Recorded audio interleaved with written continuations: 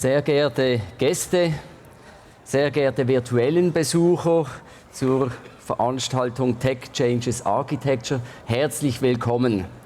Für Architekten ist es wohl früh, an einem Samstagmorgen um 10 zu so einer Veranstaltung zu kommen. Sie sind die Prime-Hardcore-Gäste, herzlich willkommen. Architekturdialoge Basel ist seit 10 Jahren eine Stiftung, welche von einer Gruppe von unabhängigen Architekturengagierten geführt wird.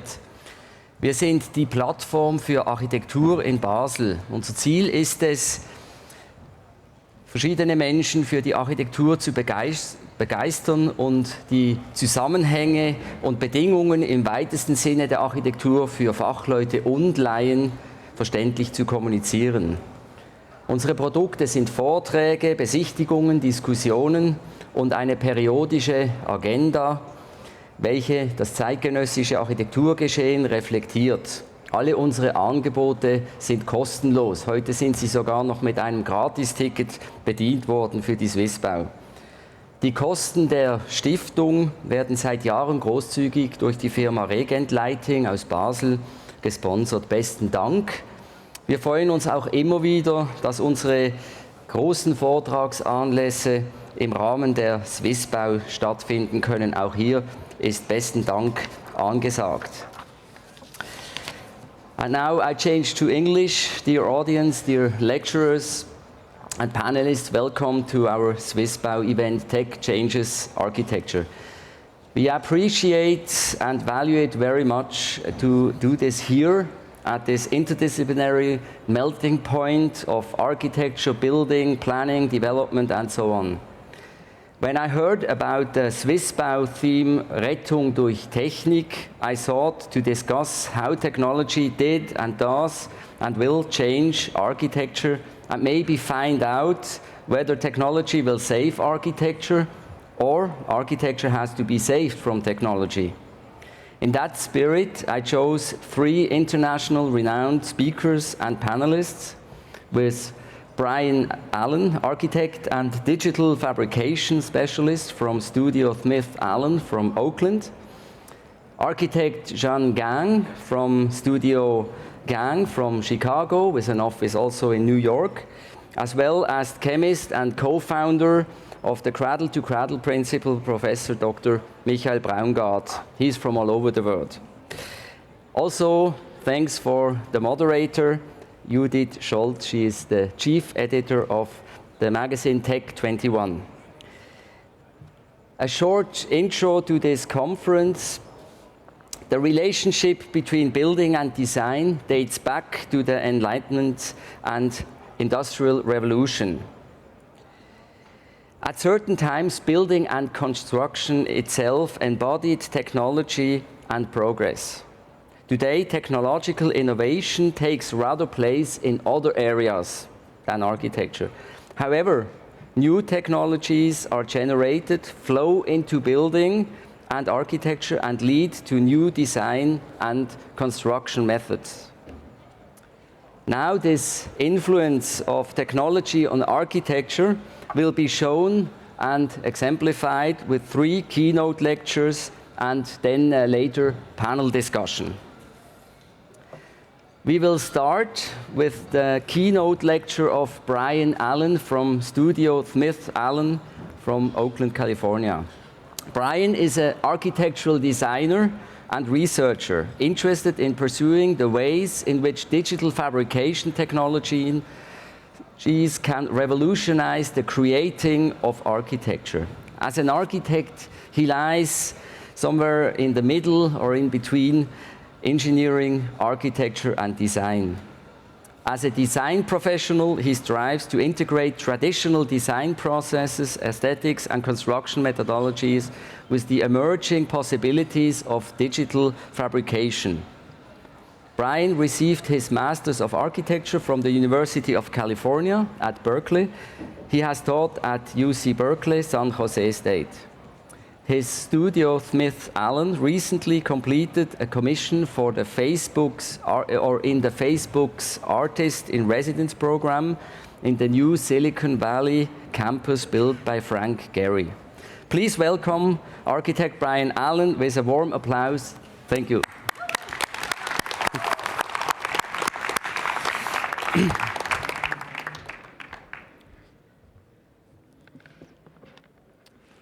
Thank you very much, Christian. It's really an honor and a pleasure to be here. And so I'm going to talk a little bit about what we do and how what we do is just the start of where the new fabrication of architecture is going.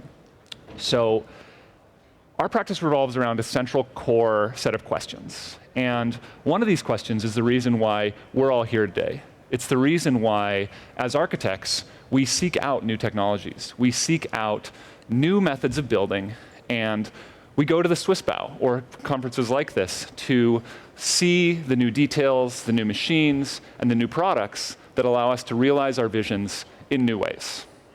And this question is, how do we build? It's a deceptively simple question, yet every time we design, a new solution evolves. Whether we are building for a small pavilion or a massive structure, the outcome of a design is defined by the way we think and the tools that we use. The tools we use both on the hardware and software side define the design language, the set of vocabulary, the systems that describe the formal, spatial, and material language of a project. Traditionally, there's a clear direction from material to tool to design in our practice. Materials are typically hewn from natural systems, natural structures, and then transformed using subtractive methods into standardized building components. This is how we've been doing it, and whether it's in stone, in wood, even in composites, this process can be seen in moving in that one direction. Yet this is changing. With the emergence of BIM and parametric modeling, the designer is afforded an integrated viewpoint of the building. This not only allows for better overview of the project, but in the best case scenario, a more detailed view of the execution of individual components. So what does 3D printing add to this? 3D printing integrates this tool chain by bringing design intention and control of execution down to the sub-material and eventually the molecular level. Architects and designers already think in ways that are conducive to 3D printing. We tend to think additively. While it's an interesting and powerful design tool, we do not typically carve buildings from monolithic blocks of material. Rather, buildings are aggregations of many materials, many assemblages and sub-assemblages. These are disparate components that contribute functional elements to form a whole. Yet, in typical architecture, 3D printing has been relegated to models. We've come down off the peak hype cycle of 3D printing, and the main current use in architecture is for modeling and small prototypes. These sort of secondary or tertiary uses that inform the building process, yet don't necessarily change it yet. But what if we could use these technologies in new ways? What if we could build entire buildings using these same techniques, these same methodologies? What opportunities might emerge? The first instinct of how to go about this is to print entire buildings using huge 3D printers. Now, these machines become very expensive very quickly, and they have limited material options and limited scalability. Imagine attempting to build a skyscraper or a larger and larger building where the 3D printer has to get bigger and bigger and bigger, and eventually you're building a construction that's larger than the building itself. This is not scalable. This is not sustainable. This is not how 3D printing can be used in the future. It still relies on a centralized production system and the current paradigms of material and of technology. And we've seen the outcome of this. We've seen the outcome of this in buildings in China and Dubai. There are already examples of using large-scale 3D printing to print houses. They're fast, they're cheap, yet, in my view, they fall flat. And this is because this material is not matched with this new type of tool. We are not evolving the material at the same speed as we're evolving the tool. The potential of the tool is then impaired. There's a tension between the technical system and the aesthetic performance. So we think about this a little bit differently. In 2013, we were approached by the 387 project in Mendocino, California, to complete an installation for their site. And their site is this amazing 150-acre redwood forest up on the California coast. And it kind of focuses on this intersection of art and architecture. And we proposed for this site a small hermitage for viewing the forest, a small structure, very, very simple, a simple pavilion. And we wanted to take advantage of what we see the primary examples and the primary advantages are of 3D printing. And this is distributed manufacturing for massively parallel operations, on-site production, and the efficient production of completely unique building components. The structure we designed was completely modular, printed in 600 unique blocks. Every single one had its own surface performance as well as its own unique detailing. There's a proto-detailing system that's propagated across a complex network of individual components. Now, when you're designing a unique system like this, the joint detail becomes the ultimate thing. This is how the materials interact. This is how the components attach to each other. And so every single joint on all 4 sides of these panels is unique, and it only fits together in one way. This allows for easy index and easy assembly on site. So we worked with a 3D printing company based in San Francisco to print this structure, to print these 600 blocks over 2 months. And this took 10,000 hours of print time. So many, many hours of machine time. But we were just able to send these blocks to the printers, many printers working in parallel to fabricate this quickly. Now, we assembled this structure in 4 days on site. This is the finished piece, and it's a permanent installation. This will stay there as long as the material endures. And for the material selection, we wanted to embrace the temporality of architecture. We, as architects, so often tend to build forever, tend to build monuments, tend to build these things that endure. And quite often, our architecture, especially in the US, does not endure. The building is recycled quite quickly. And so we wanted to embrace this temporality in the material. We used bioplastic that is the same bioplastic that's used in compostable forks and knives. It's a PLA, standard 3D printing material, that decomposes in an industrial composter in a landfill in 6 to 8 months. Now, we estimate that this material will decompose in 10 to 30 years out in the environment. And as it decomposes, it starts to become part of this ecology, starts to become part of this ecosystem, part of the habitat for this complex Northern California redwood ecosystem. So we there we go. We completed this structure, and then we said, okay, how do we take what we've explored into a more architectural context? How do we transition this one-off element out in the redwood forest, not touching any urban context, into something that, as architects, we can use every day? We started this integration by isolating specific typologies of building that allow 3D printing to exercise greater freedom upon them. So the first typology we looked at was non-load-bearing partition systems. And we proposed an installation for a gallery space in Oakland, California. The primary challenge here was the evolution of this detail. We didn't have the luxury of building permanence.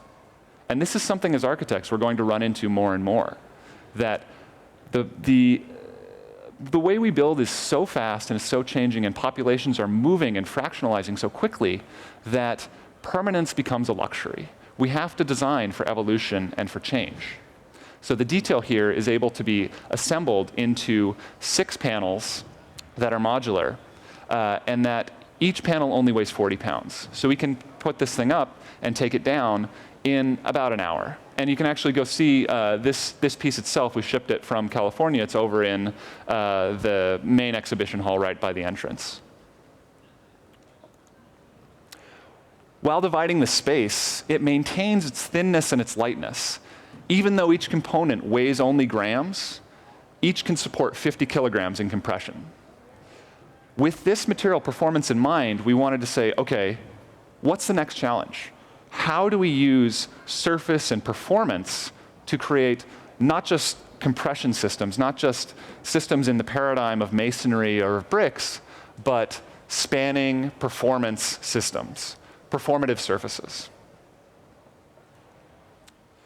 And so we took on a next paradigm. This is a drop ceiling paradigm. One of the most underappreciated and underrepresented pieces of architecture is the drop ceiling. It's often just thrown up, but it can make such a difference. We looked at this by adding in supplementary elements and intelligence into the system, compressing the entire performative envelope of an object into a performance surface that uses the material's light transmissive and acoustic properties to great effect. We integrated lighting and interactive control, as well as put an intelligence system in there. So this surface actually has integrated microcontrollers, power, and it has a transmitter. So you can interface with this using an RF remote. And this is just the beginning. This is a very simple example for how surfaces can become performative and interactive. Our latest structure has been our largest to date, and we wanted to, again, integrate more with how architecture is made now. How do we design new systems that integrate into the way that we are building now? How do we attach to new buildings? How do we interface with landscape? How do we build on a foundation, for example? Very simple questions in architecture that when you're building something from scratch like this need to be addressed again. And for this structure, this is for the Facebook campus, we had a huge amount of location-based environmental constraints. Every day, there are 35-mile-an-hour winds with gusts to 85 mile an hour and intense sun right at this site. And these structures are so incredibly light, it's like building a wind scoop, building a sail. So we designed the structure with 750 unique panels that, well, there's an interesting thing happened. The evolution of the machines was so fast that in the 18 months from the previous structure to this structure, we were able to print more panels in 1/3 of the time. And this is a cycle that we've seen repeated. Every 18 months, the technology gets so much faster that we're able to do new things. The structural requirements were 8,000 pounds of lifting force per panel.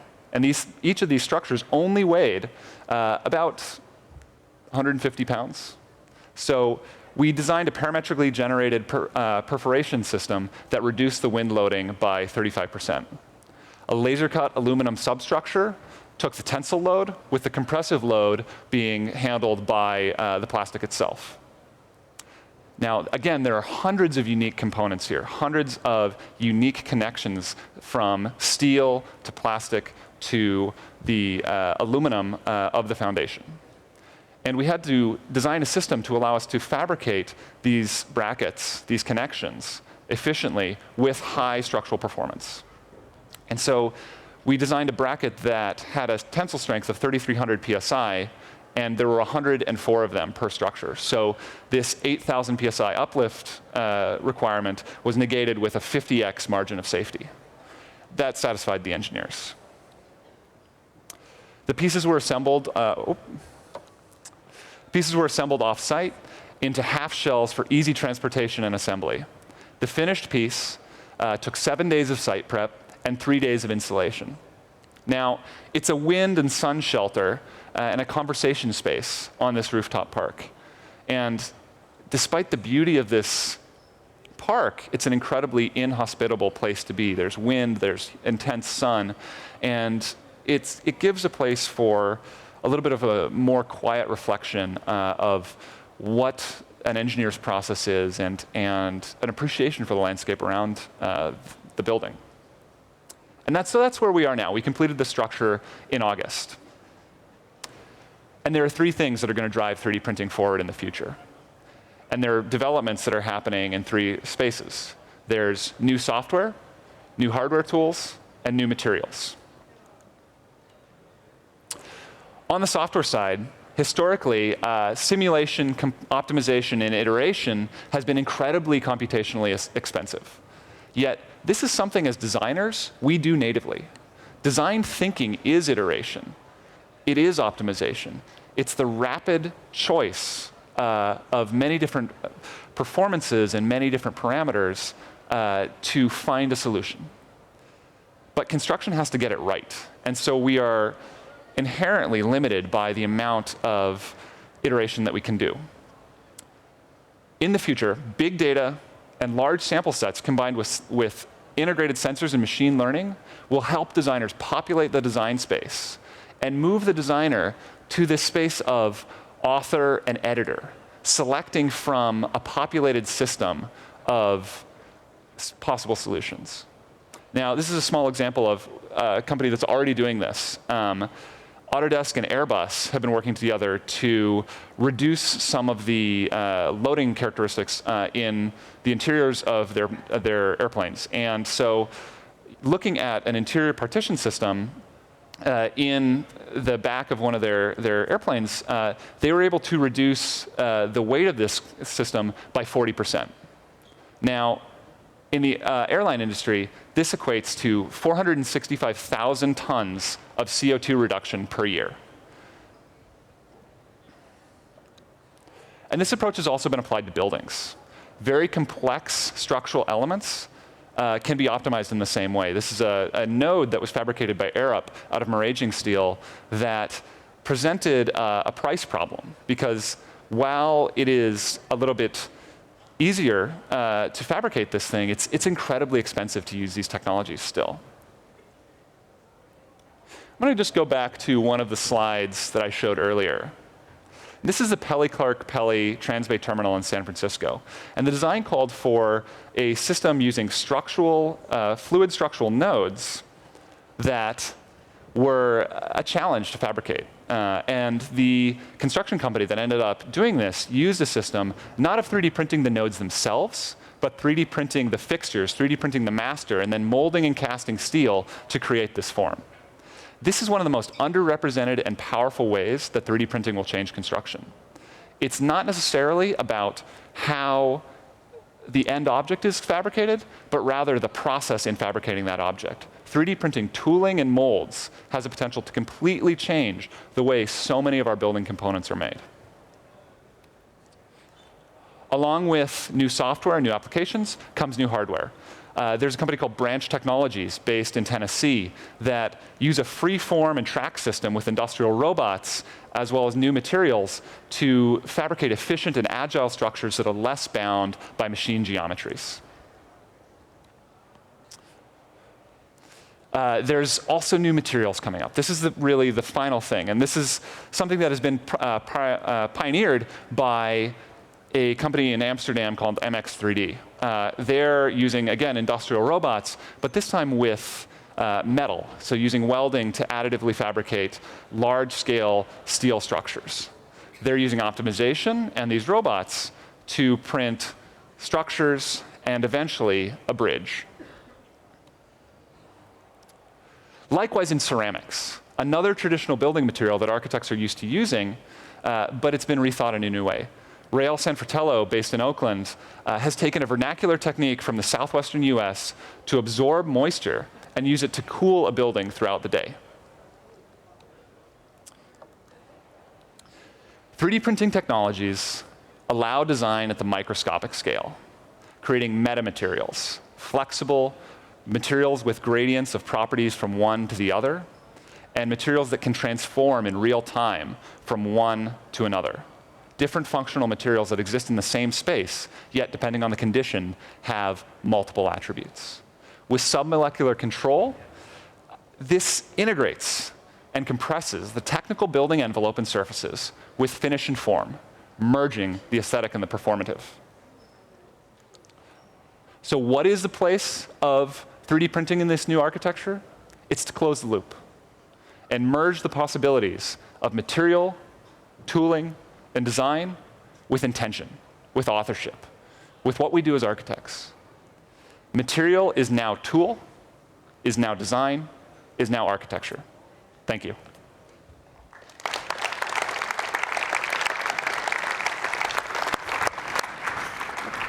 Thank you, Bryan. Thanks. Thank you.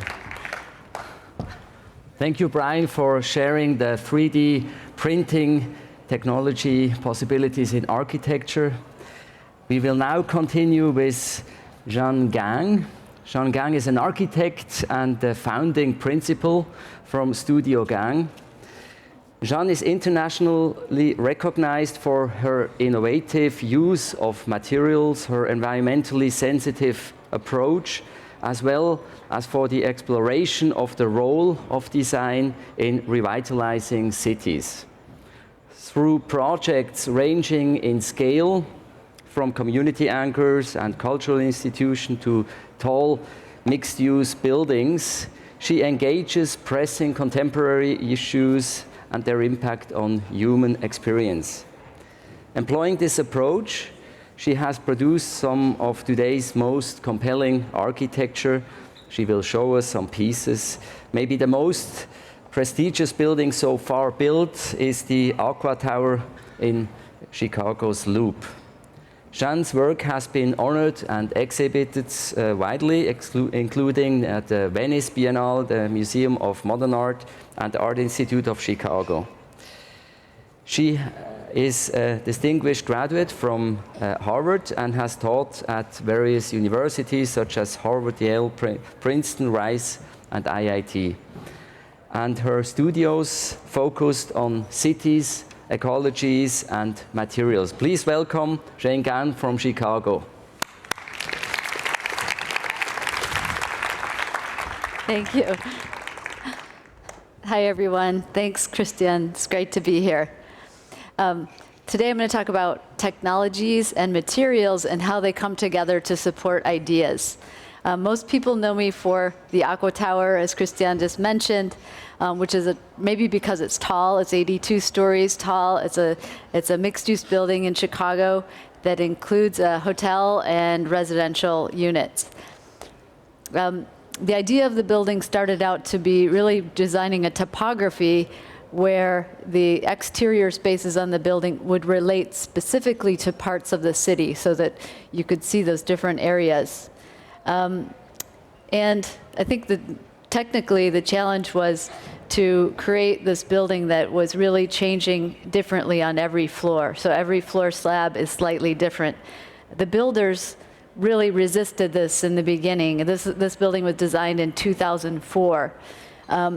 But the way that we were able to convince the builders to do it was that we said there was a very loose and extremely loose tolerances could be used. So in other words, if you're 2 inches off on this floor slab, it won't really matter. I know that rubs you the wrong way being Swiss. But to do this, we actually used a Swiss tool. We zeroed in on this total station by Leica, and it's I think the company used to be called Wild, but it was able to take our drawings right from the digital drawings to the job site and create this layout of the floor plan in record time. So no time wasted in the layout, no additional time. And for tall buildings, that's a really important aspect. So every floor plate on this building was done within 3 days, which was a very big turnaround time. So that, together with using this flexible formwork that could be reused on every floor, allowed us to achieve that building.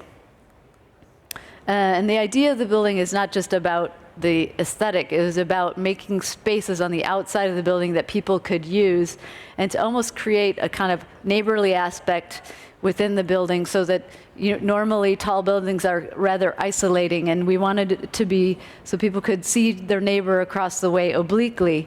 And then since it's been built, we've even heard that people have started to get together and get to know each other on the facade of the building.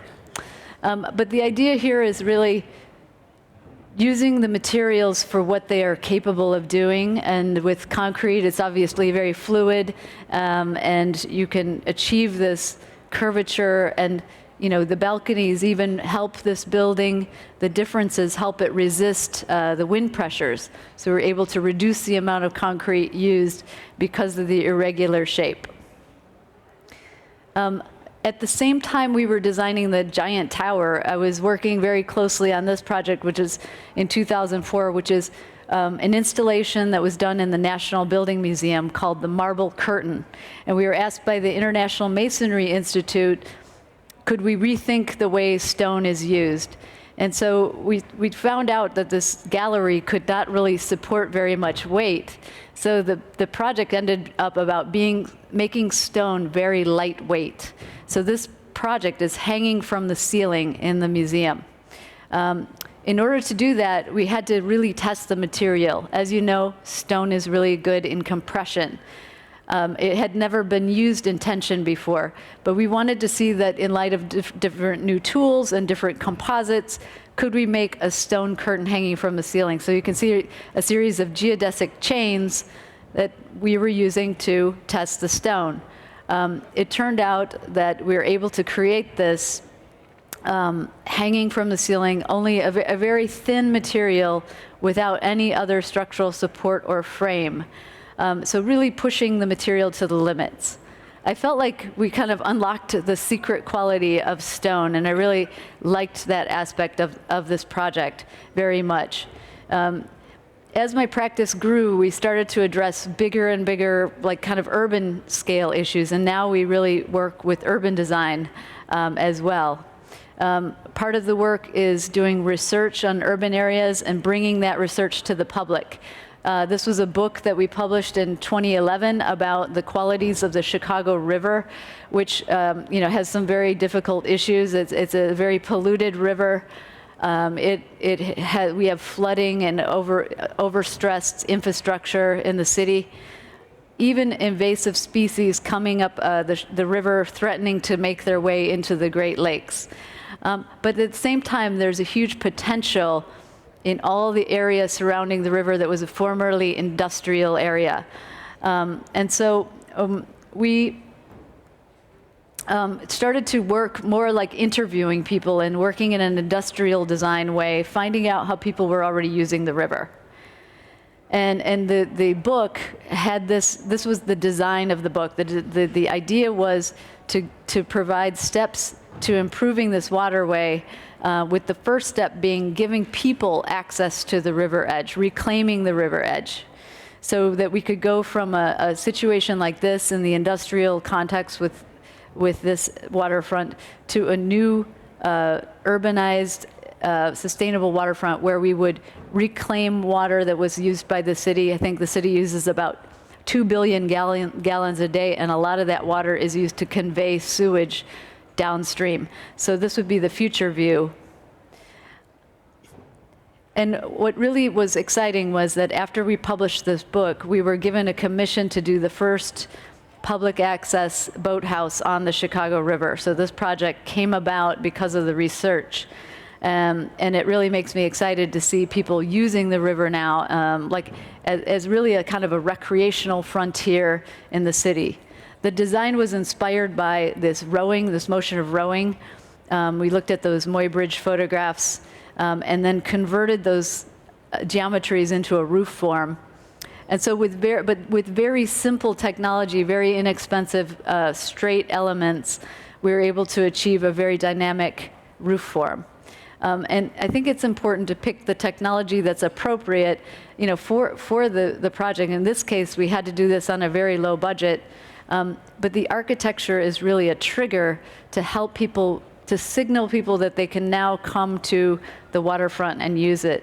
So this is for youth from all over the city, and this is showing a regatta that's now being held annually on the Chicago River and kind of revitalizing this waterfront for new uses. Architecture is a trigger to allow people to understand that they can inhabit a space. This other project where we designed a pavilion around a pond, an urban pond, is not just the architecture. It really was a project about using this pond to be a stormwater retention and increasing the kind of biodiversity right within the city. So it was formerly like a 3-foot deep pond built in the 19th century when water was just for reflection, and now it's a functioning ecosystem, providing ecosystem services for the city. So cleaning this water, holding the water, and providing a very biodiverse habitat, which includes nesting birds and even coyotes that live in the city of Chicago, which is a very crucial, mid-sized animal for the ecology. The building was really made with prefabricated wood elements, bent wood elements that were each able to be carried in by 2 people. And then it provides this flexibility of use, and that really helps to revitalize. So everything from yoga and classes to people getting married under this pavilion, especially architects love getting married here, and dances. This was the dinner en blanc, which took place all the way around the pond as well. I want to talk about low technology now, which I think in this case was really appropriate. It's a social justice leadership building. It's for convening and meeting for students of Kalamazoo College who are studying social justice. It happens to be on this very traditional brick campus, but we wanted to explore a different language because of this special mission of the college. And the college wanted their program to be out and proud. They wanted to take social justice planning out of the basements of churches and up into visibility. So this project addresses 3 different sites, a campus, a neighborhood, and a grove of trees. So it has this kind of triaxial situation. And we wanted to explore using wood, but also it was about people. How can we engage people in the construction of this project? And I love the way the wood rings on the trees kind of reminds me of the diversity of the people that we would be working with. And as we were in design, we came across this really ancient barn in Michigan. And it was so beautiful, and it was made with cordwood. So the wood is being used as masonry, like logs used as bricks. The technique had vanished, and we wanted to revive it. So the technology here is very low, but we need to bring it into the 21st century and see if it can be used for a college campus. So we actually we found this very old man that had done a building like that, and brought him in to teach us, the architects, and our contractors, like a masonry contractor, how to build with cordwood. And so this technique, we had to update it to meet our new technology. We wanted to push it further and try things that hadn't been tried. But we were able to speed up the production. And also what's amazing here is, okay, you're using wood that has very little process done to it. So it's actually a carbon sink. So this project, in building the walls of the project, it's actually equivalent to kind of taking 10 cars off the road. Oops. Okay. So this is how it looks. And it's really bright and light on the inside. Places for meeting, views of the grove, meeting spaces and convening spaces. That's the little window there. And we really have pushed this into new ways. So it's about, if you can tell by now, I like materials and the qualities of the materials, but also picking the right technology and materials for the specificity of the project. And finally, the last thing I'll show is a project that's currently under construction, the Writers Theater project in Glencoe, Illinois. It's a little sleepy suburb that wanted their theater to kind of re-engage the village and make it more active as a place. To do that, we looked backwards in time, where there was a time when street theaters happened without buildings, and we thought that if we could make the lobby kind of like a public space, that would help activate this little town. So you can see here the building is divided into kind of different volumes, a 250-seat theater, a small black box, and then this lobby space with a canopy walk that wraps around it. And that's just the part I'm going to talk about right now. So this walkway and space really operates as an impromptu theater, and it opens up onto the street and onto the garden. But we wanted the wood to be structural and take the wood into new dimensions. We're working with a laminated wood structure. But the walkway, we thought, why not try to make this screen really a structural screen, the screen that wraps around the building, and make it do work structurally. So we're using this wood in tension to hold up the walkway. And you can see how thin it is. When you use material in tension, it makes the material thinner and very delicate. But this was not allowed by our building code, so we had to go into serious design and testing to prove it would work. Here you can see the pattern that is being used to support the walkway. And the pattern comes directly from the structure, kind of pinching at the top, and 2 layers holding this walkway beams on either side. This is our test rig where we actually pulled the wood apart. What happened was the steel rig failed before the wood failed. So we knew we had a very, very strong wood. It was very particular species and particular forces. To express the work of the wood, we developed the joint at the bottom, which we call the cat's paw.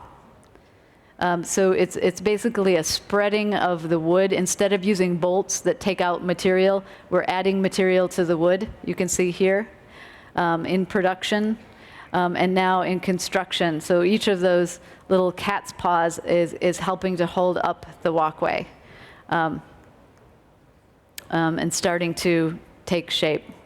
So in conclusion, I think it's really important for us as architects to design is to be, to think like a maker and actually to sometimes be a maker and to use the materials and technologies that are going to support the idea of the architecture. Thank you very much.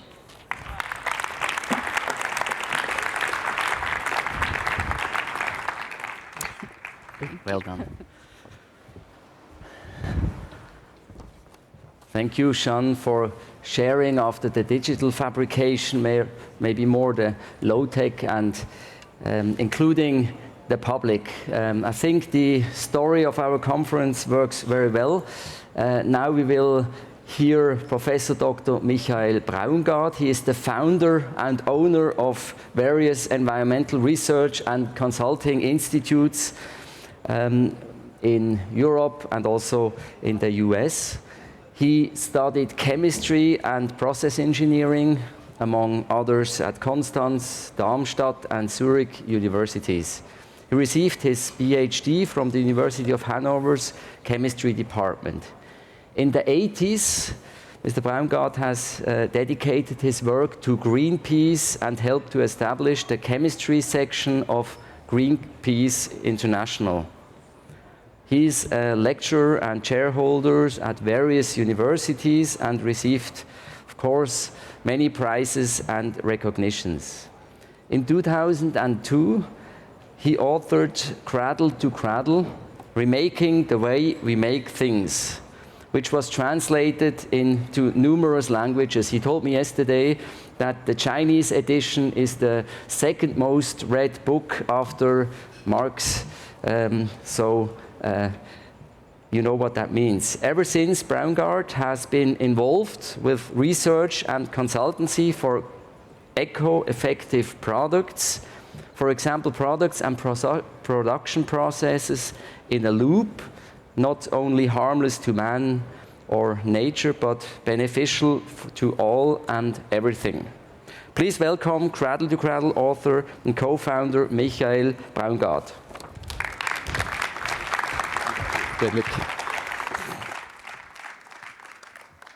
Good morning.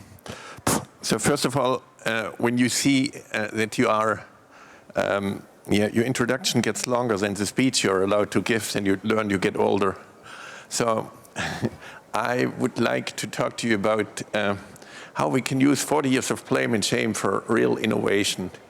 And it's not longer about sustainability, because sustainability is bloody boring. So if I ask you how is the relationship with your husband, what do you say? Sustainable? Then I'm really sorry for you. It's just the minimum. So I'm talking about quality, innovation, and beauty. And it's no longer about ethical things, because ethics disappears under stress. If you make it an ethical thing, it's never there when you actually need it. Think about when you're on a highway in a traffic line, you switch the lane, you're causing 200 times more delay for the people behind you by switching the lane, but you don't care because you're under stress. So don't make it an ethical thing. A building which becomes waste is just a terrible building from a quality perspective. I'm analyzing building air quality, and the indoor air quality in a building is about 3 to 8 times worse than outside urban air. So we have a quality problem. Asthma in Switzerland, Germany, Netherlands is by far the most relevant children's disease. So this is a quality problem. Let's talk about beauty. Let's talk about how we can really do innovation. But it's not in a way that people think it's environmental protection when they minimize damage. Yeah? So one of the Swiss life science companies printed their new report and said, oh, by printing this report on recycled paper, we saved 50 trees. So I ask you, why don't they print twice as many copies and they can save 100 trees? So it's so easy in that. So why don't we talk about how we can make healthy air? As you know, Basel is one of the highest air contamination places in Europe. So why don't we talk about making a new skyscraper, which is not just reducing energy to minergy, but it's really cleaning the air. Because why should I use my lung to clean the air when a building can do so? I would like to talk to you about buildings like trees, buildings which are beneficial, not minimizing damage. And this means that we need to look how we can optimize buildings. The highest thing right now is a passive house. So indoor air pollution, why don't we make buildings which are healthy instead of minimizing damage? We are romanticizing nature. So I'm a chemist first, and I'm basically the material boy of a lot of architects, like Modena would say. So I ask you, so I'm analyzing where does the pollution come from in a building. And I put things in a glass box, like a little aquarium, and you see what's off-gassing from there. Yeah.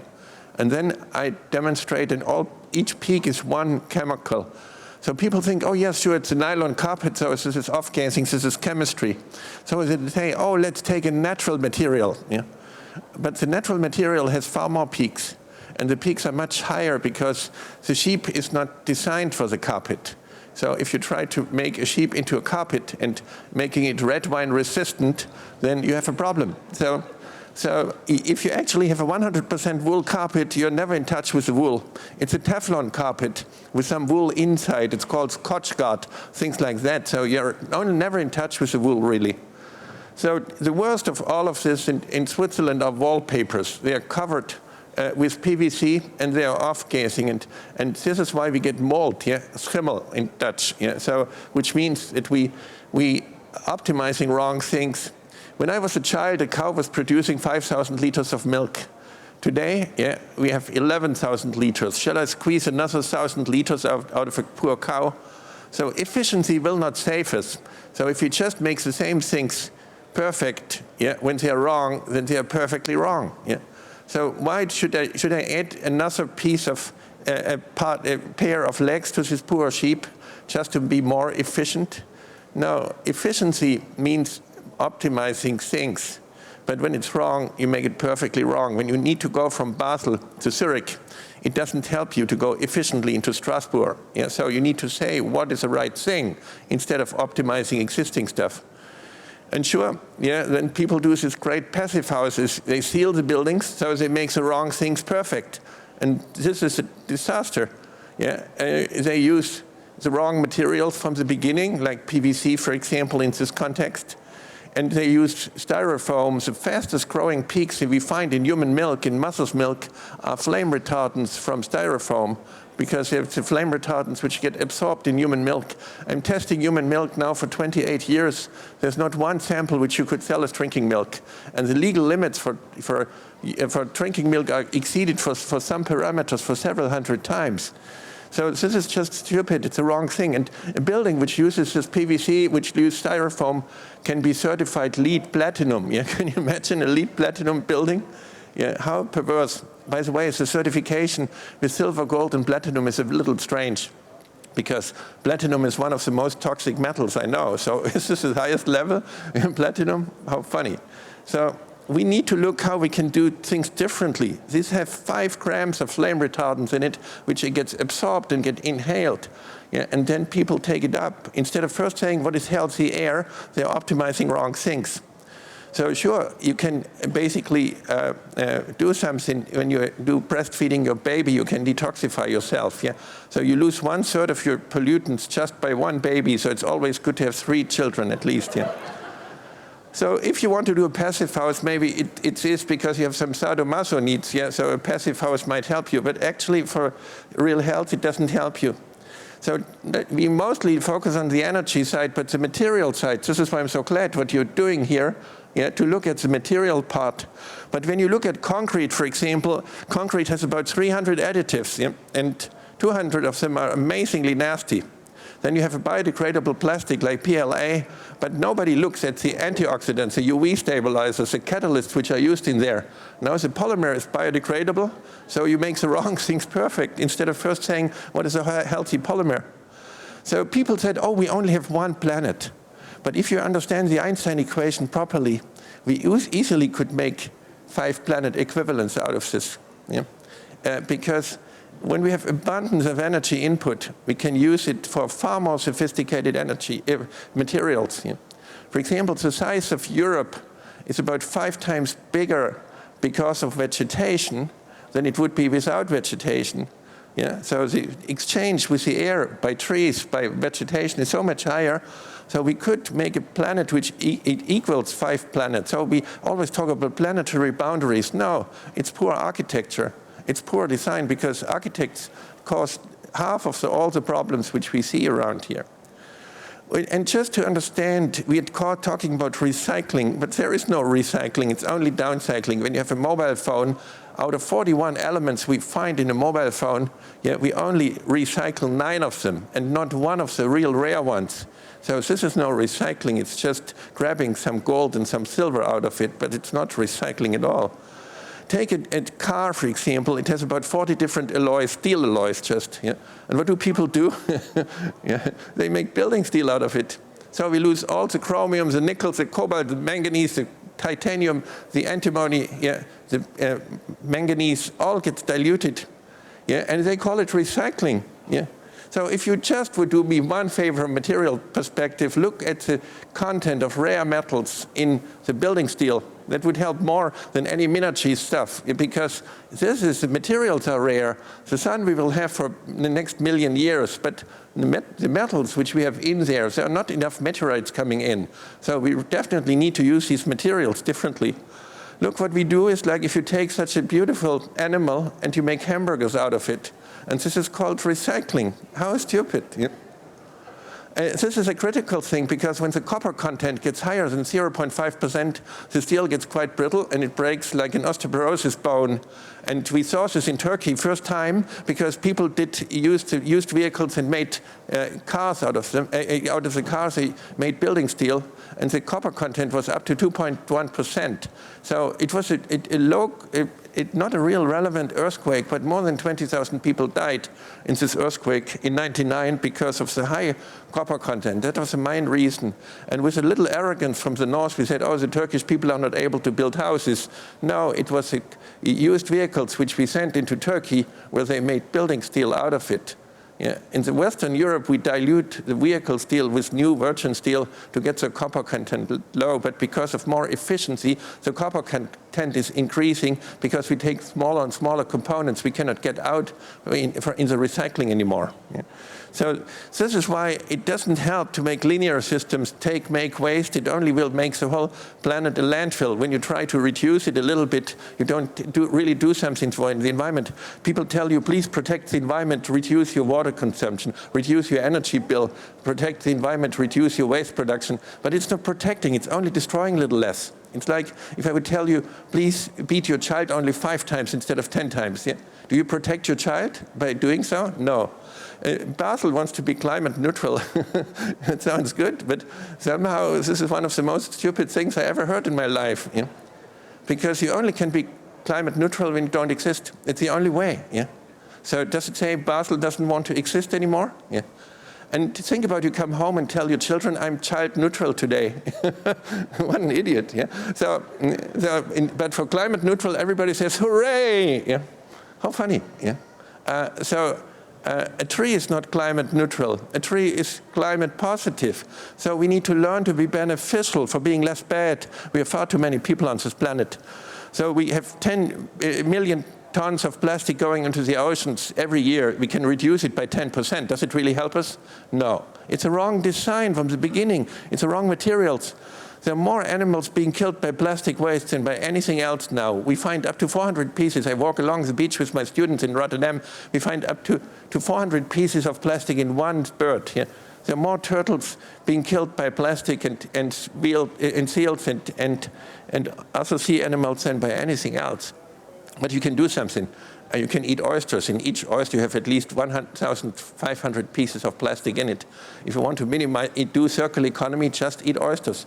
And then you can drink champagne. When you drink champagne, compared to Prosecco, your carbon footprint is 3 times lower because the bubbles are much smaller. So you can really do something if you want to minimize your carbon footprint. So why don't we make buildings like trees? Why don't we make buildings which are beneficial? But we say the aim is zero emission. You can only have zero emission when you don't exist. Even if you shoot yourself right now, you would have emissions. Yeah. So why don't, a tree has positive emissions. A tree makes oxygen. So how primitive are our buildings compared to a tree? Yeah. So you can do something, sure. If you, for example, if you want to reach the 2-degree goal, you need to wear a tie. I'm wearing a tie, just a few of you do the same. Yeah. You can reduce the room temperature by 2 degrees Celsius when you get a little strangled. Yeah? So it helps. Yeah? So we should just do some legislation that women wear ties in winter. It would save the planet, isn't it? And then you can take, and you can take a short haircut as well that saves 7,000 liters of warm water, basically, if you do so. Just be bold. Where it gets really sad is when you see a little baby and says, our aim is zero emission, because you tell every child it's better it wouldn't be here. When you question the existence, we see this in Israel, you question the existence of people, that it's better you're not here, then they become greedy and angry. When people feel safe, when they feel accepted, when they're welcomed, they are always generous and friendly, even the poorest of the poor.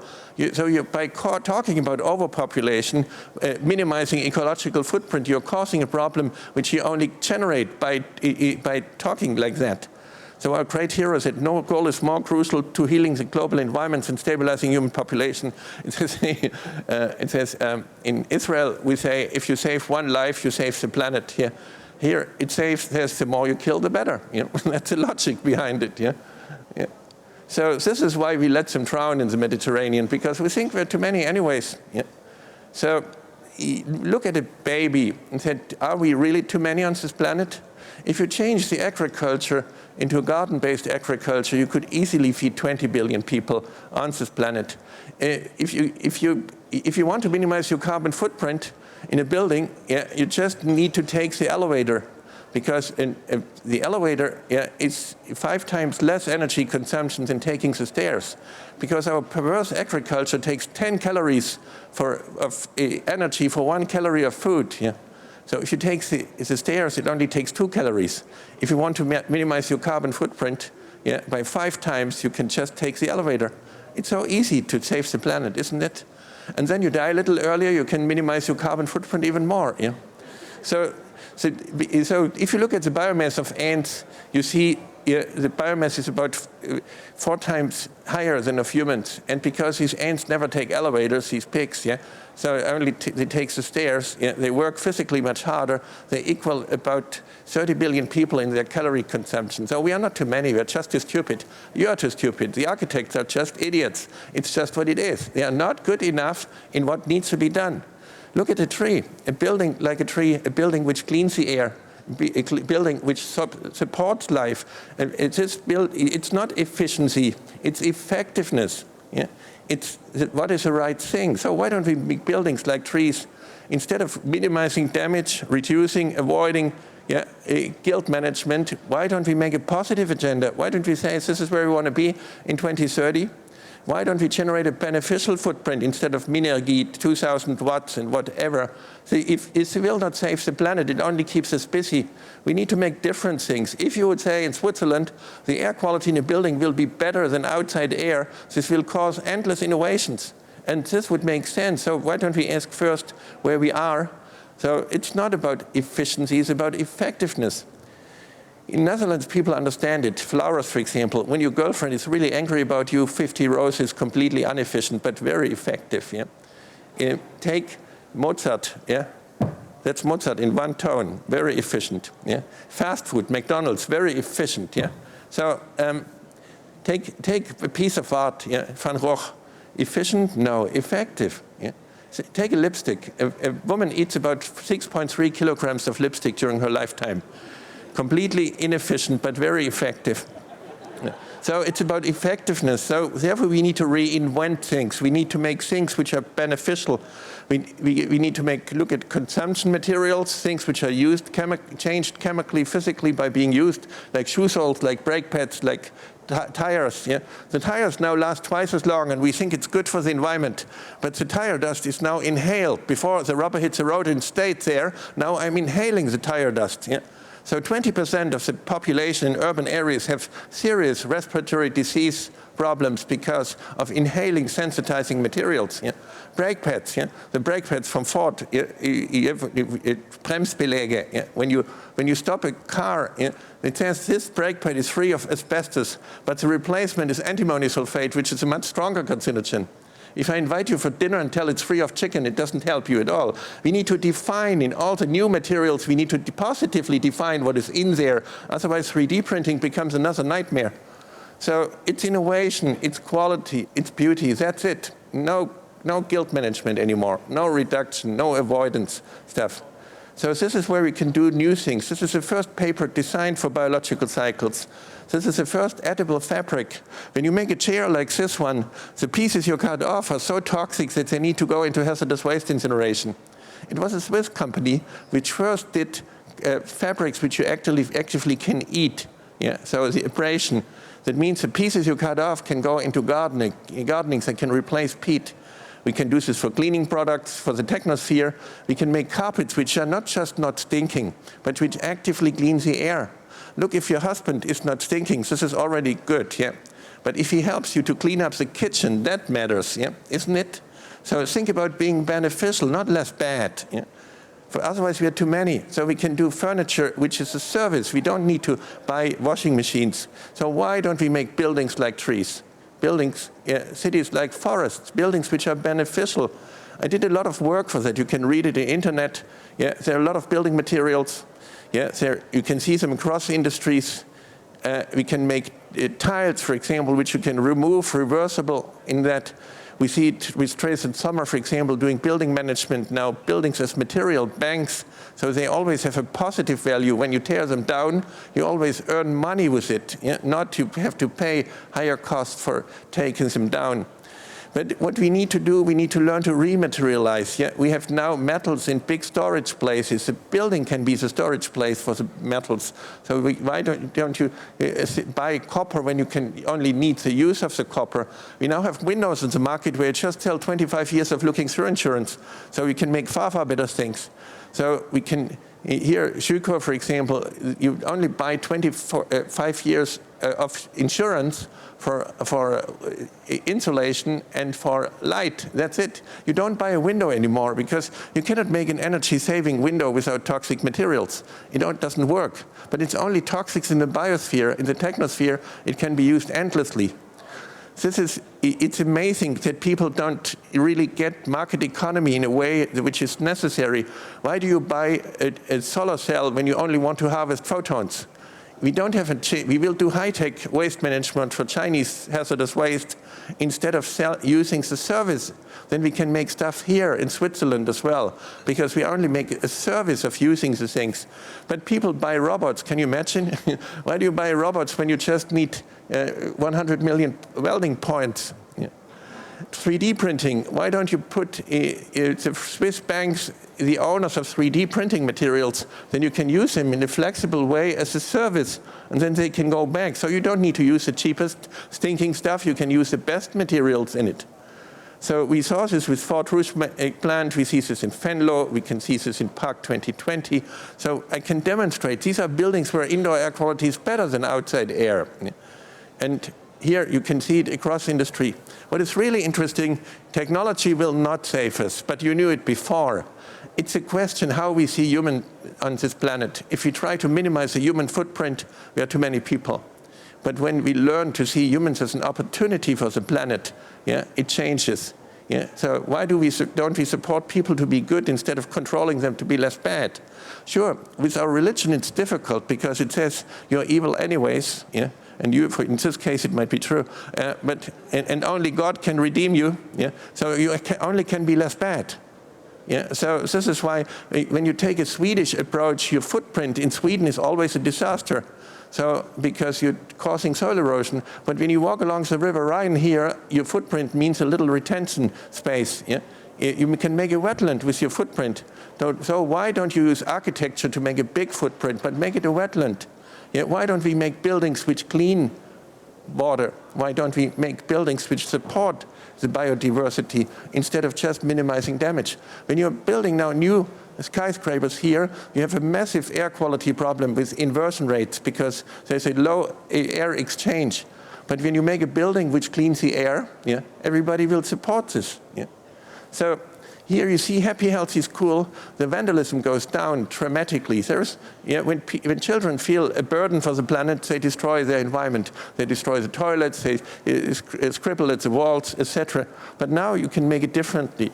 You need to get nutrients back. How much we hate to be on this planet, you can see that there's not one organic label which allows that our own nutrients can go back. It's only organic without us. How funny, So we need to pick up phosphate every day, 2 grams. We need to use it from our bones, our teeth. Phosphate is far more critical than oil.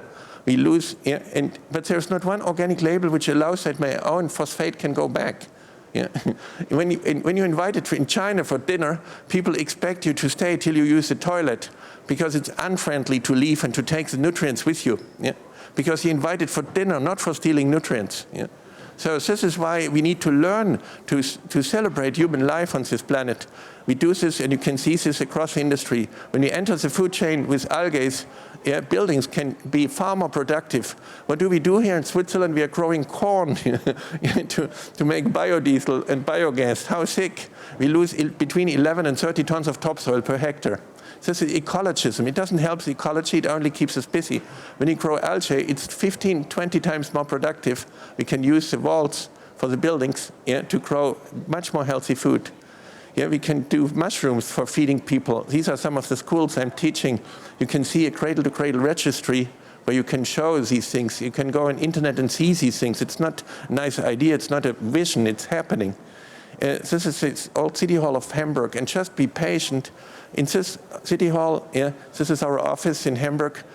It's a former City Hall of Hamburg. In the legend says human rights were announced in this building in 1765 in German language first. But between announcing human rights in this building and the rights for women to vote, it took more than 150 years. So things need time. It's a paradigm shift. This is our institute, EPEA. So this is just a plaidoyer. Let's reinvent all the stuff. And that needs new materials, that needs new type of thinking. But first of all, it's not a technical problem. It's a question how we defined our own role on this planet. For less bad, we are far too many. For good, we could be easily 20 billion people on this planet as well. Thank you so much.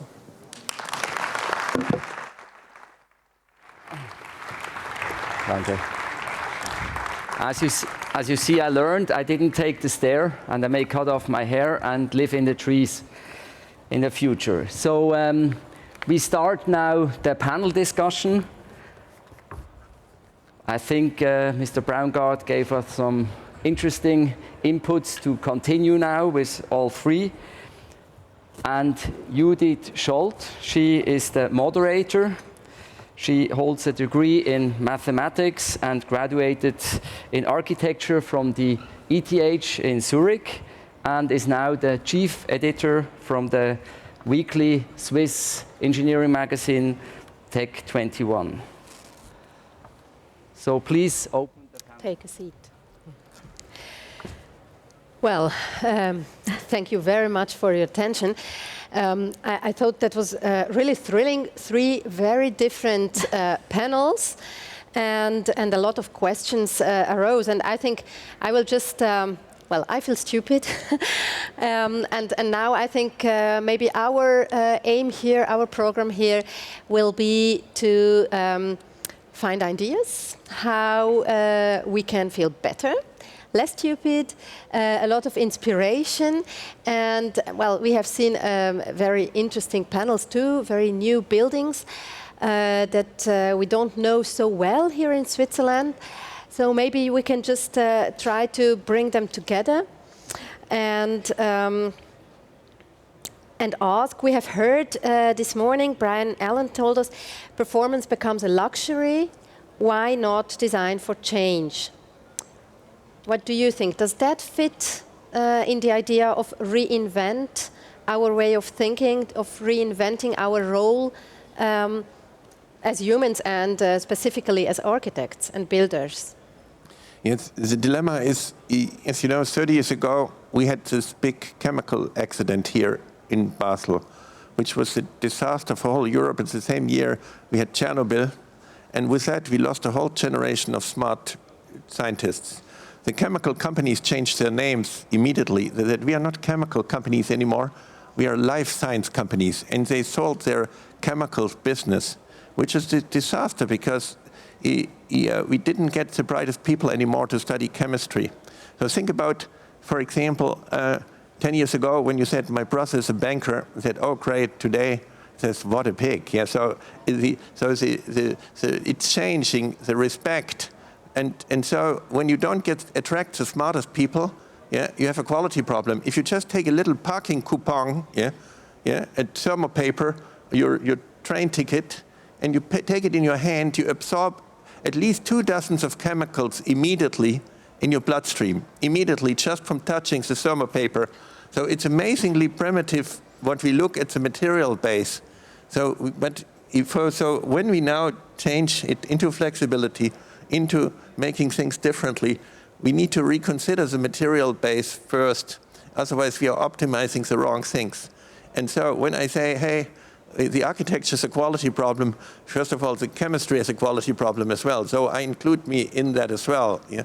So I'm just very mediocre compared to what we need really as quality in that. And we need to ask simple questions. We need to say, do we have building materials which we find later in human milk? Yeah?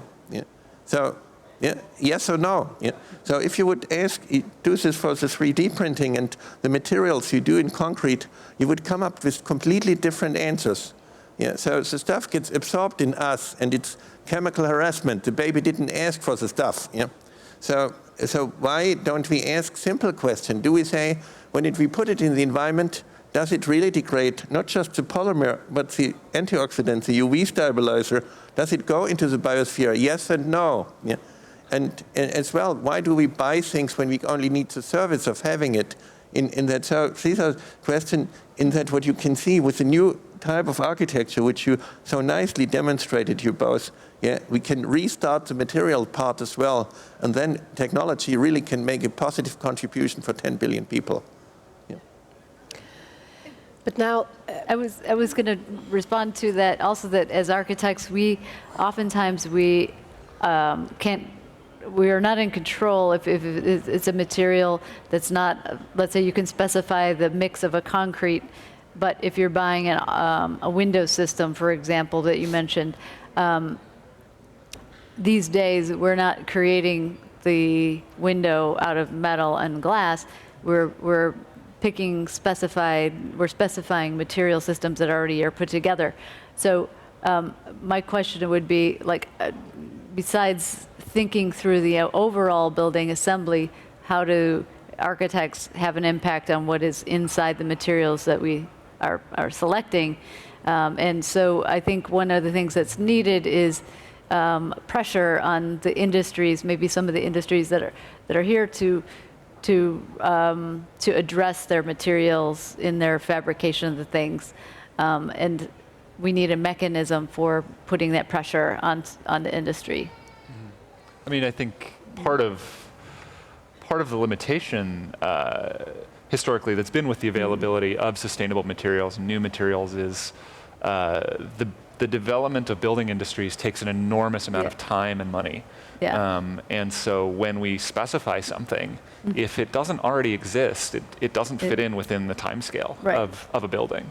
And so we inherently are then handcuffed by not necessarily the best solutions, not necessarily the best assemblages, but what digital fabrication changes, this rapid fabrication changes, is the ability to spec something and then execute it within a very short time scale at the chemical level, at the molecular level, to be able to specify individual components of an assemblage with the chemicals that do the least harm and have the most performance impact on the positive side as well. I think that's a really a very interesting paradigm shift to, instead of minimization, to optimize for the good. And that's really where I think this sort of submolecular design can occur, because we can optimize forever in architecture, but we're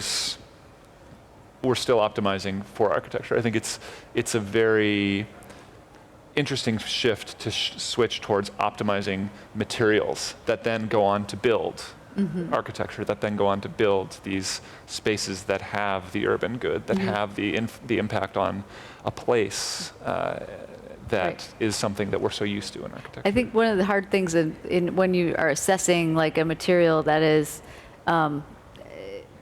created out of chemicals that use, like those materials that are used for 3D printing, it's harder to know what's in there.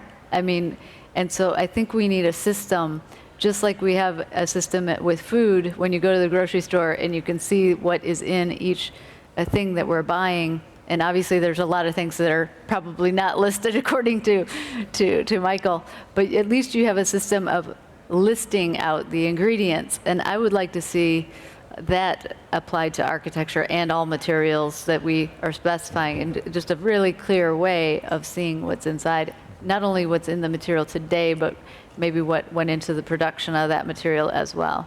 Right, and with sort of the metadata that's possible with BIM components and with the integration of this information, that documentation no longer just exists at, the polymer chemist who made this material, but it's able to be visible throughout the entire production chain to the designer. And that's, I think one of the places where that sort of specification comes in. Yes, but I'm there to make your life easier, not more difficult. So first of all, I need to do a little clarification from a scientific perspective for all the ones who are planning to have babies, and I just can highly recommend it. It's much nicer to have children than you ever think it before. And it gives you far more time because you focus on things which really matter. So still up to 9 months, but maximum of 9 months. The ideal is 6 months. It's much better to breastfeed a baby than to take Nestle milk powder up to 9 months, because the liver is not functioning. So the liver, it is building up over the 9 months. And so most of the pollutants just flush through. They just don't get metabolized. So it's still much healthier to breastfeed a baby, but no longer than 9 months, because then the liver is functioning and then the stuff gets metabolized. So not like esoteric people do it sometimes, to breastfeed babies for 2 years. This is really chemical harassment. But just to be accurate about breastfeeding, because otherwise it might mean that you think you cannot breastfeed a baby. But maximum 9 months. On the other side, what I'm talking is not about more information. It means more arrogance, more self-esteem from the architects. Why do you make a building where the indoor air quality is so terrible, where people get asthma? So why don't you say, we want to have a building? Just go back to the chemists, the material scientists, because this leads to innovation. Out of this demand for healthy air quality, we now have paints, which are not just paints, but they are microbes, they're pro-microbial, and these microbes actively eat up pollutants. So you can make a positive system with the walls by using paint which actively cleans the air. So it's only up to you to be more demanding. Yeah? Architects are too much into competition, so they always try to please the person who orders the new building, instead of saying, hey, we are the architects, we are the designers of a beneficial footprint. And if the air quality in a building is worse than outside air, it's just a stupid building. Yeah? We are not good architects if we do so. If our stuff accumulates in human milk and it's a yes-no decision, you don't need to know whether it's toxic or not. Yeah? It's not designed for the baby. Yeah? It's a wrong building. So be a little more arrogant, a little more self-esteem would help. But because you're so much into participating, applying to investors, you forget about your self-esteem a little bit. They're using just cheap materials, and there's no need for that. It corrupts your own integrity with that. Yeah. I think that is really refreshing. I'm an architect, and normally everyone says to me, architects are too arrogant, and now I hear that I can just be a little bit more arrogant. I think we all need that. My self-esteem is rising already, and but I still do have questions. I mean, if we have a carpet that cleans the air actively, that means it takes out the toxic stuff, and then where is it going to? I mean, then it's in the carpet. It's like the liver of the building. So do we have to change it sometimes, or how do we clean that afterwards? What happens next? Just that you understand, we are losing in Basel 4 years of our lifespan by inhaling fine dust. Yeah? Just by fine dust. Yeah? So 4 years. Compared to alcohol, it's 3 times more. And we understand that drinking too much alcohol is a problem. But for alcohol, up to the 3rd glass of wine, you can, we tried it last night, you can make a decision, till 3rd glass, but of wine. But for breathing, you cannot make a decision.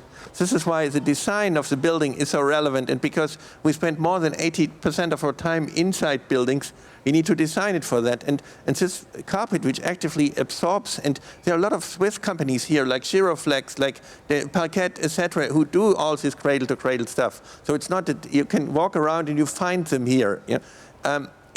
So it's not a nice idea, it's not a vision, whatever. It's now reality. And sure, you need to develop what we did, a vacuum cleaner which desorbs the fine dust without spreading the fine dust back in the environment and the air. Sure, it needs to have a certain high-quality fine dust filter that it really keeps it out of the environment and that we don't inhale it anymore. But it's really serious. There's not anything else where we lose as much lifetime than we do it by fine dust. Except smoking. But for smoking, you can decide about it as well at a certain point if you're not passive smoking in it. But as well, it's up to you to make buildings where you absorb the fine dust and you make urban air quality where it absorbs the fine dust by the facades. You can do so. You can get in touch with companies like Schüco and you can say, we want to have a facade which cleans the air. Then I have a positive approach for my students, my young scientists, because they can develop something which is new and different. And with the flexibility, it can be a service in it. Yep. I think it's not just about the architects, though. I think it's about changing attitudes toward our cities and our environments. One of the projects I showed was really about the Chicago River, and it's a very polluted waterway. It's not healthy to go rowing on the Chicago River. If you get wet, you probably better go take a shower.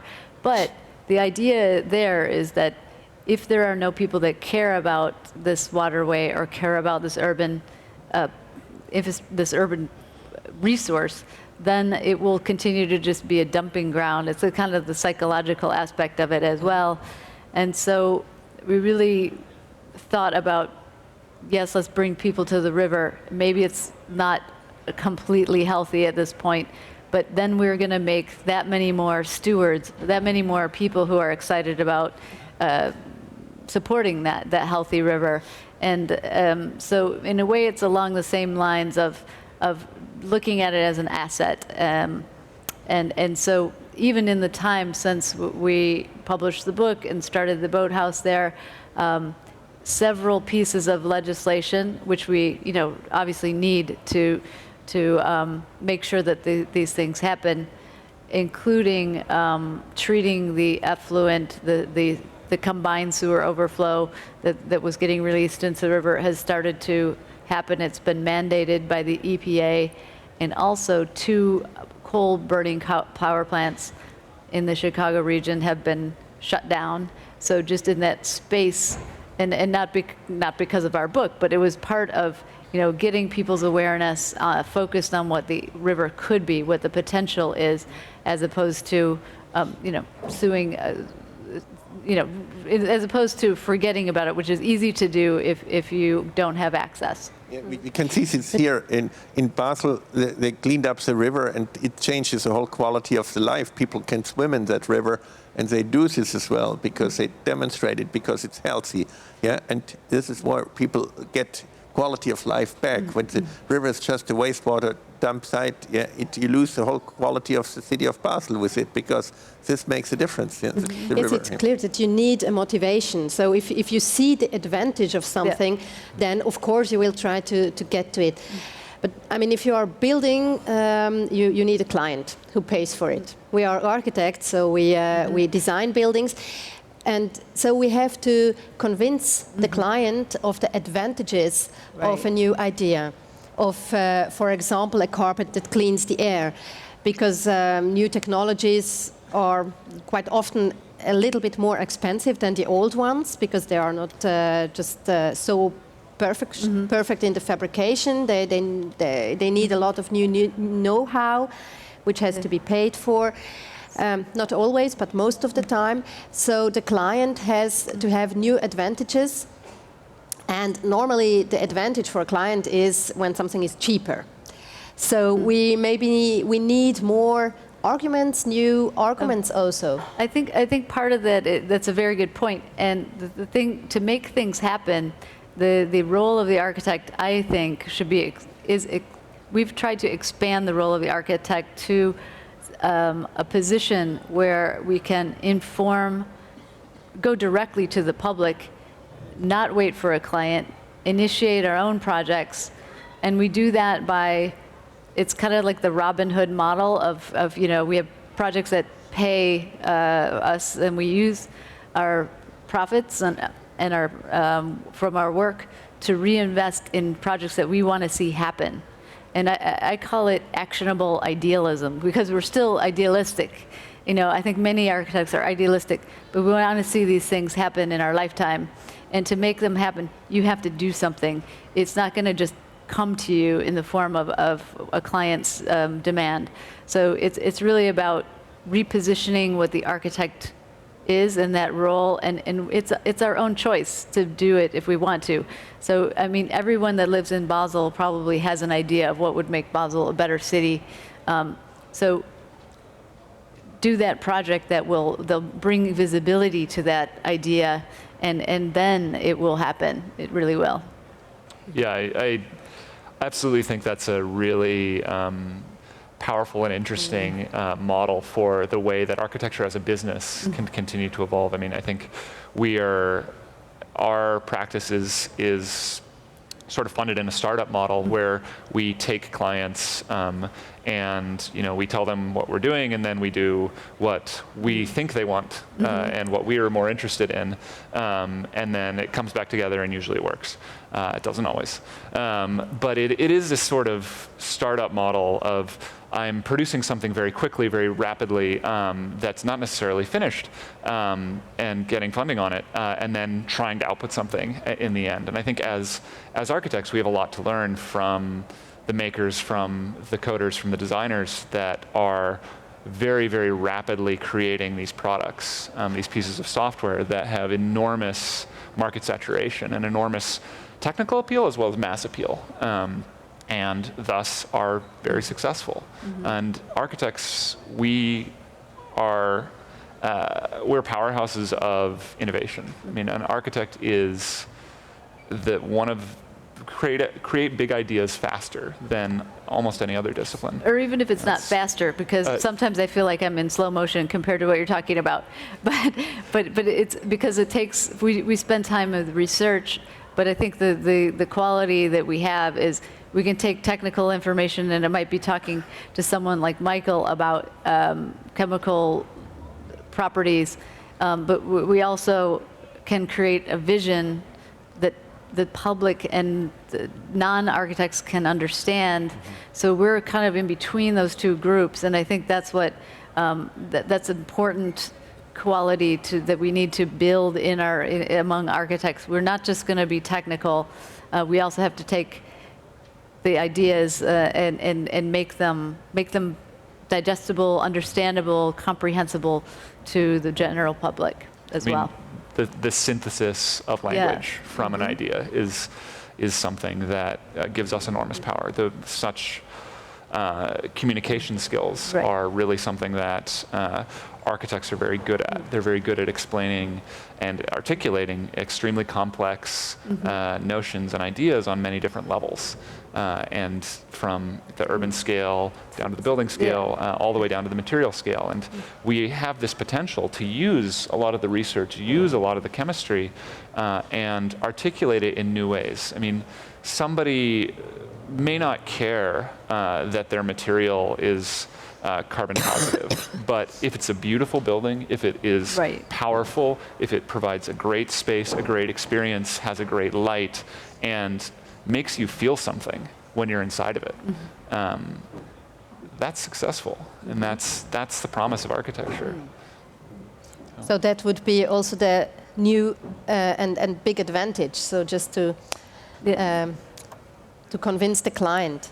But then that means also a shift in the role of architecture. You have talked about it, both of you, with different different focuses. So for you have mentioned the role of an architect being more of someone who moderates a process, a design process, but also a material process in a smart system using big data. So that's more the technical part of it.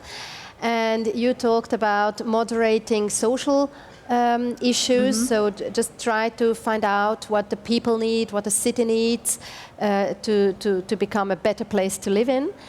So it's just the architect just getting a little bit more far away from only designing and coming back on the one side to the construction itself, construction technique itself, and on the other side to social issues. And I think that's quite a positive thing to think about it, because I think that in the last years we had a concentration on design and on objects and on details, which just leads to beautiful things sometimes, but also to a little bit boring things, because it's like a gadget. I mean, you're happy about it for some time, and then it just have no use anymore. Yes. Oh, go ahead.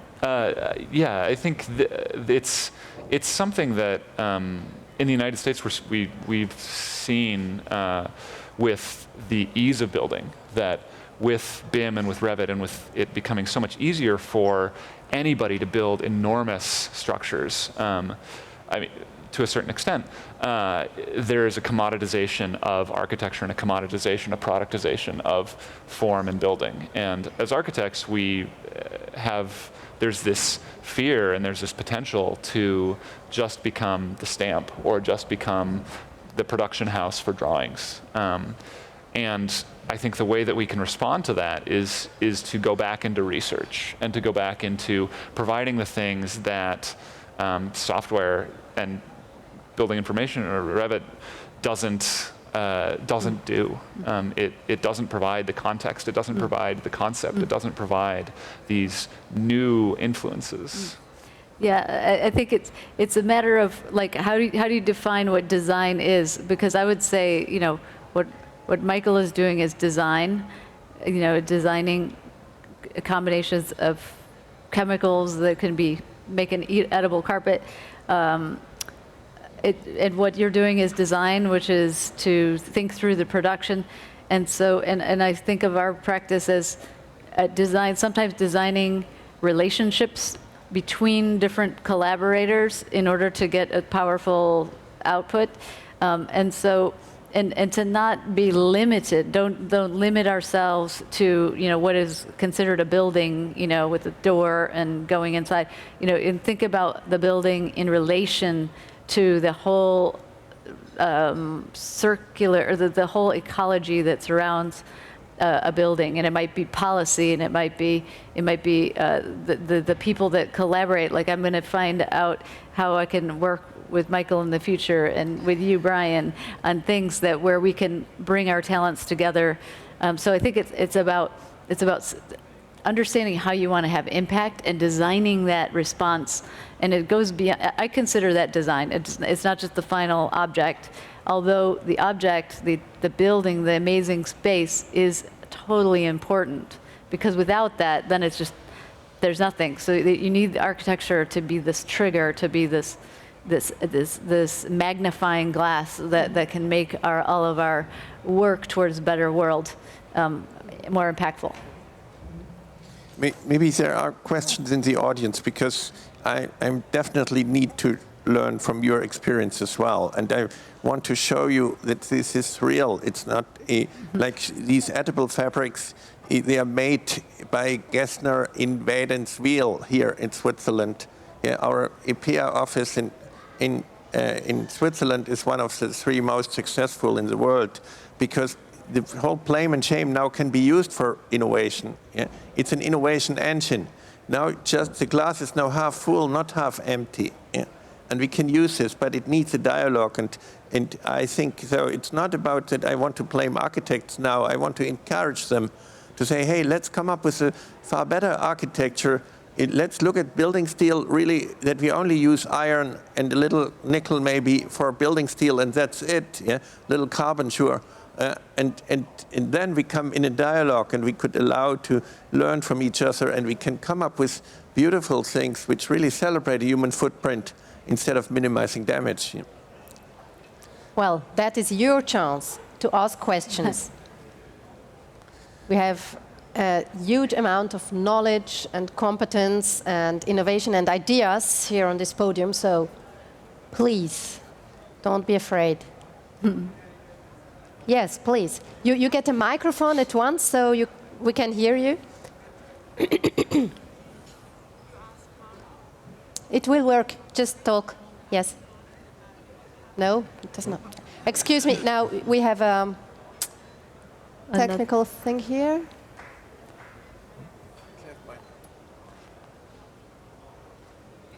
Oh. Yes, I think now. No.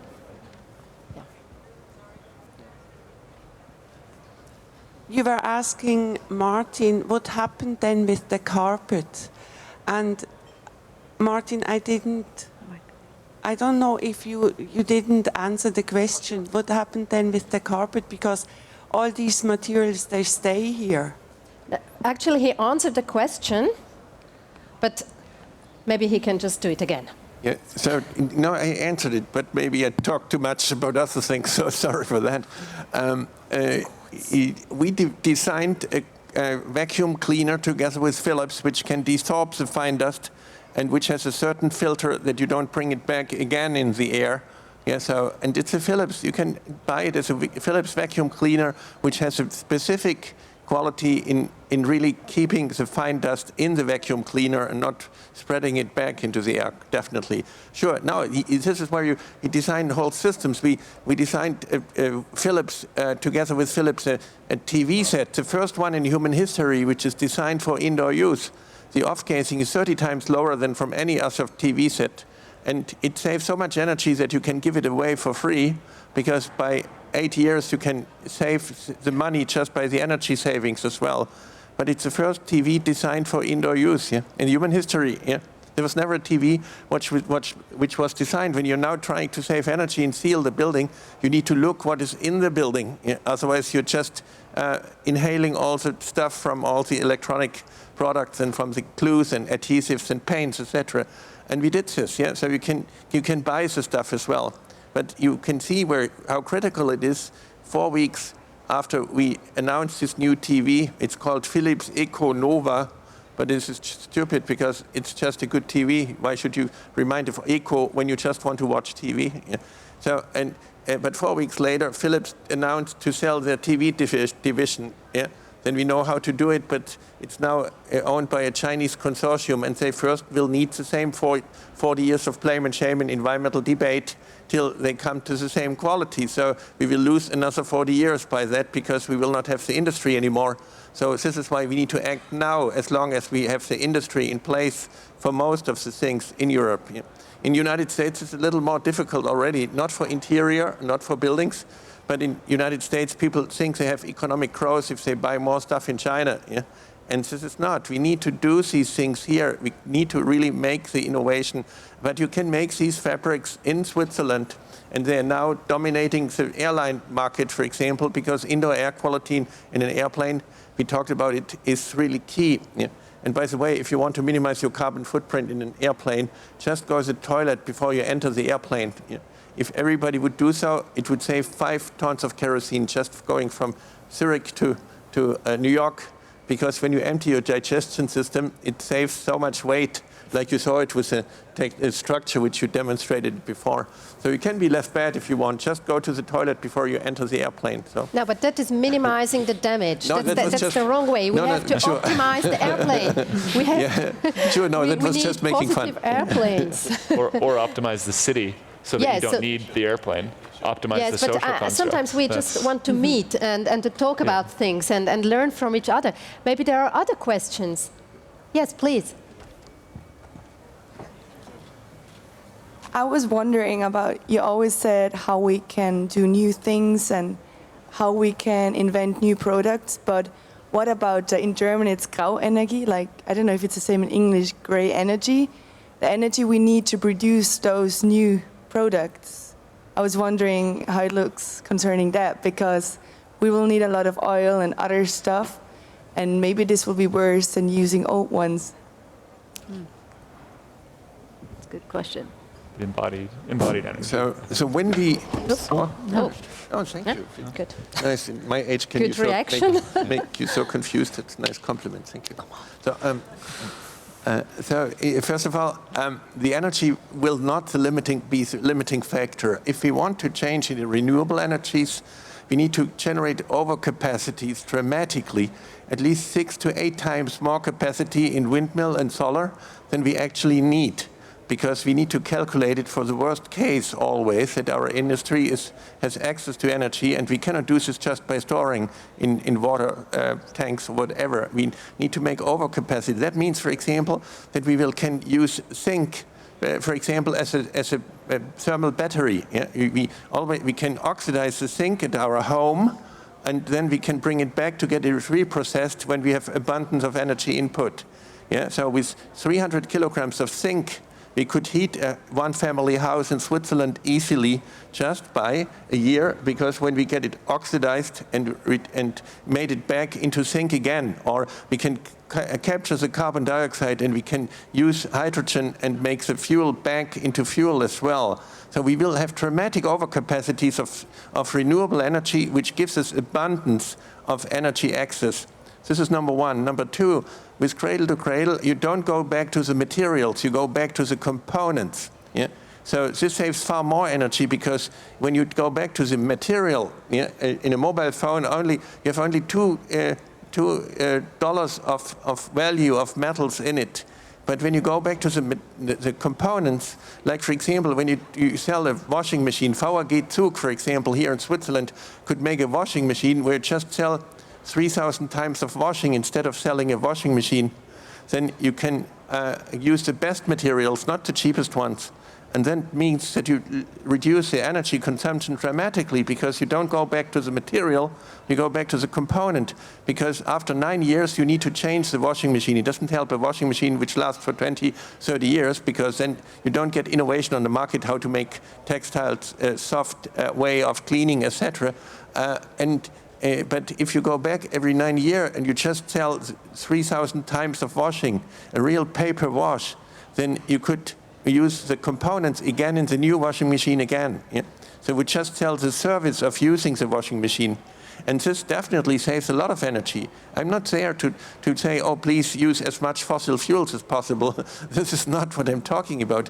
I'm talking about we will solve the energy question, but the material part is far more critical overall because we have an abundance of energy input on this planet, but not an abundance of material input. Yeah? There are not enough meteorites coming in.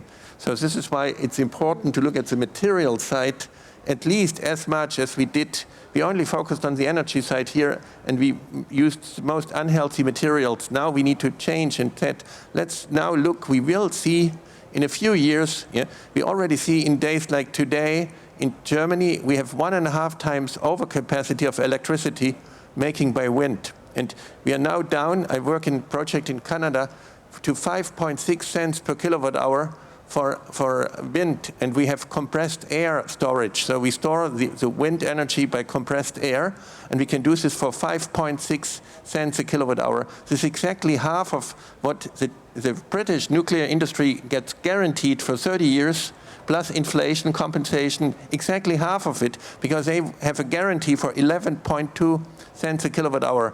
And we now can provide you already around the clock with windmill energy with compressed air for 5.6 cents. So we will learn to harvest the sun, and so the energy side we will solve. This is why I say let's think about the material side to make a planet which is far more sophisticated, yeah, far better, because we can use the energy E to make a far better M at the other side. And this is what you do basically in the work which you do as well nicely. Yeah. I would like to come back to this point of architecture, because we have heard we need effectiveness instead of efficiency, but in the reality of our building practice, the problem is that we wait for a client and the client comes, wants something, we have to provide an idea as quickly as possible, and then we have to build it as quickly as possible because time is money.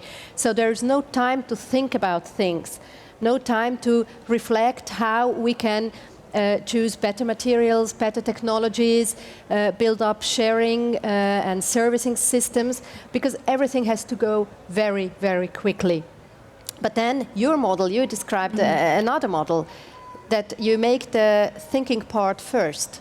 You reflect about the city, about the needs of the people, about how you could translate that in space structures, and how, and then the clients will come, because the clients need something, and if they see that the idea that you provide could be good for them, then they also have an advantage because the idea is already here. So the design process gets shorter, and also for the construction idea, you already had made a lot of work. So actually, that would work very well. And there's only one thing, just to convince the client that the work that you did beforehand has to be paid too. Because if we can do that, then we can also have another role as architects, and also another arrogance as architects, because then we provide services that are really needed and appreciated.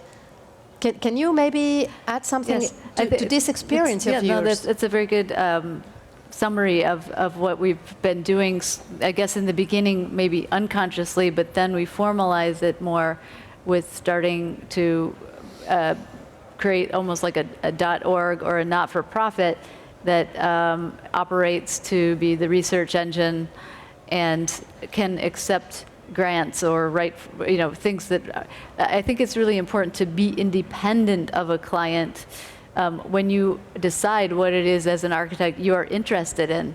Because for me it might be these cities and how they can, and materials, how those two things fit together to make more vibrant cities, and just the resource, like a river, for example. but for some other architects it might be a different thing.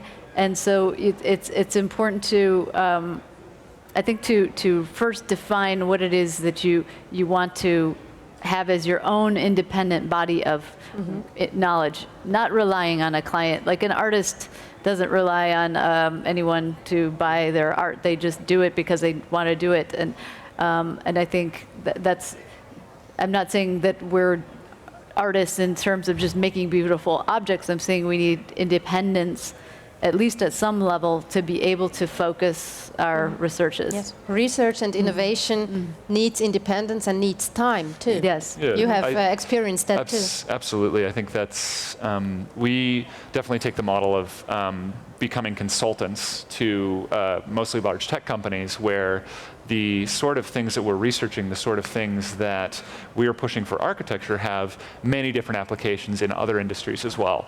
And so we are leveraging this sort of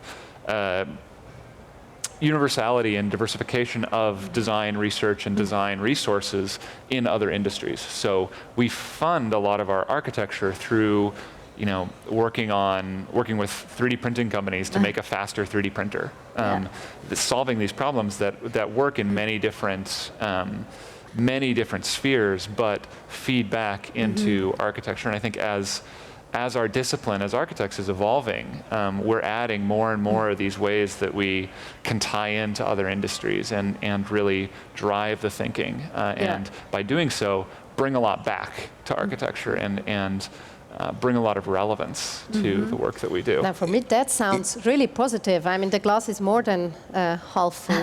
Yeah, but the thing is, don't try to do too many things at the same time. So I'm not there to make more stress for you, not at all. I'm there to show you that there are options, and if you just do in each building what you're doing, and I really enjoy working with architects. Just put 3 to 5 big things in it, which really make a difference. Like to say, look, in this building, we really look systematically for the concrete additives. We look for facades as services, or we really look for building steel, that it's really pure iron. That's it. So really make this happen, and then we put it in a registry, which we have as a technical university in Munich, cradle-to-cradle registry, that the others can learn from you. So don't be too autistic as an architect. Make it share the things with the others as well, then they can learn from that. And we do this for 3 to 5 big messages, and then we put about 10 gimmicks in buildings, because we learned that vandalism goes down dramatically when people smile. So the first one we started 24 years ago to make buildings where the rotating revolving door basically runs the coffee machine. You can do your espresso just by walking in the building. Or we do a building which is, for example, growing butterflies. So every Friday we release the butterflies, and whenever your child sees a butterfly in the city, it says, this is where Daddy is working. So, and it really supports biodiversity. This is just a gimmick, but it makes people smile. It makes them, it puts them in a friendly contact with the building. So because it celebrates human life and not just the building. So humans are the center of it. And this is what I like so much with both of your architecture, that you really don't say, oh, look, I'm the architect, and then the people are just the marionettes. No, you do the opposite. You see the people as your partners and your friends. And this is why we are so close mentally as well, because I really appreciate to celebrate human footprint on this planet. And this is about good architecture. Well, I think that is the culminating point. So we will stop this discussion here, although it's really a pity, but I think we'll have occasion to talk together afterwards. There are books you can buy, and now I would like to thank you very much for your attention, for those really interesting inputs, and I give the word back to our host, to Christian Blaser. Thank you very much. Thank you very much. It has been really great, and I take a lot of these ideas, the butterflies in my belly, and I'd love to go into the forest and certainly swim in the Chicago River.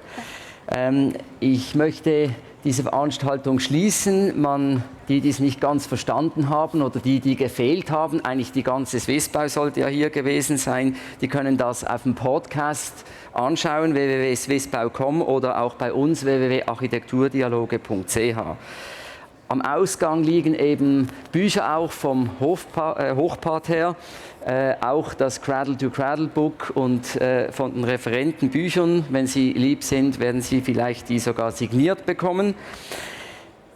Mit Ihrer Teilnahme haben Sie ja auch ein Gratisticket bekommen. Ich empfehle Ihnen nachher auch noch den digitalen 3D-Printer-Setup von Bryan zu besuchen. Es ist genau vis-à-vis hier auf Erdgeschossebene, wenn Sie in die andere Halle kommen. Rechts hat er ein 3D-Print-Setup aufgebaut mit seiner Wand, die er hier gezeigt hat.